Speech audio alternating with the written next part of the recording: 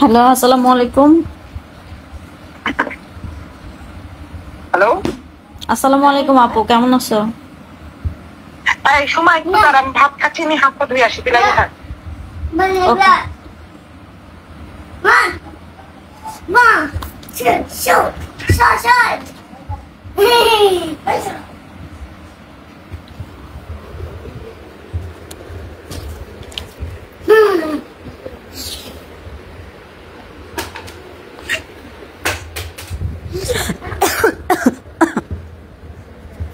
আল্লাহ,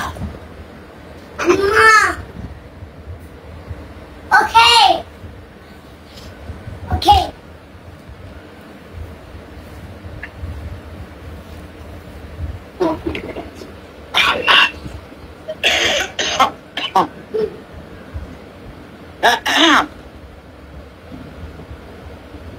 hello, হ্যাঁ আপু।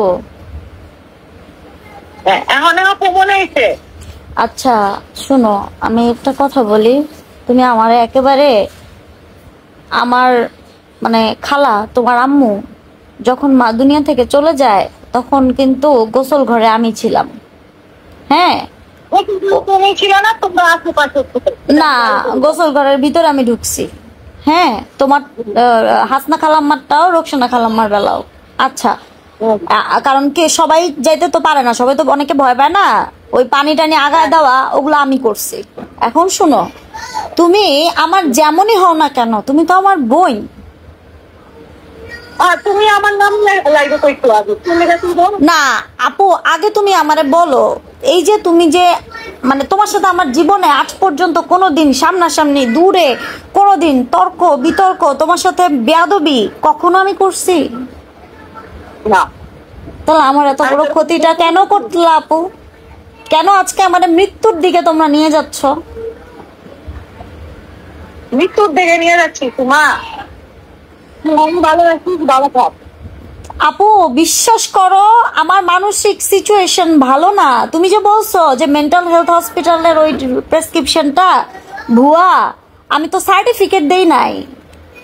Medical সার্টিফিকেটটা আমি যে ওখান থেকে ডিসচার্জ হয়েছি, ওই সার্টিফিকেট দেখলে তো তুমি অবাক হয়ে যাবা। আমার মানসিক কন্ডিশন ভালো না। আমি তো তোমাদের কারো ক্ষতি করি নাই রে আপু, আল্লাহ একজন সাক্ষী। আমি আকাশ নিবিড়ে বিয়ে করি নাই রে আপু।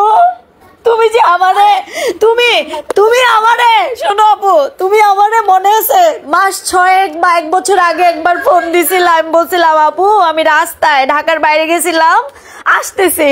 কত সুন্দর তোমার সাথে কি আমি বেয়াদবি করে একটাবার কথা বলছি আপু আজ পর্যন্ত? তাইলে তুমি বেয়াদবি তো করতে ইয়ার মধ্যে লাইভে আইসা।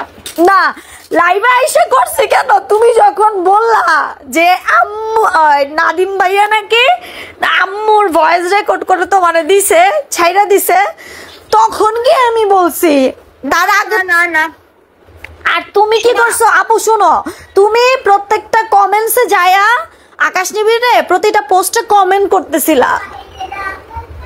আকাশ নিবিড়ে করি নাই, আকাশ নিবিড়ে কখনো করি নাই, কমেন্ট করতাম পানি রে।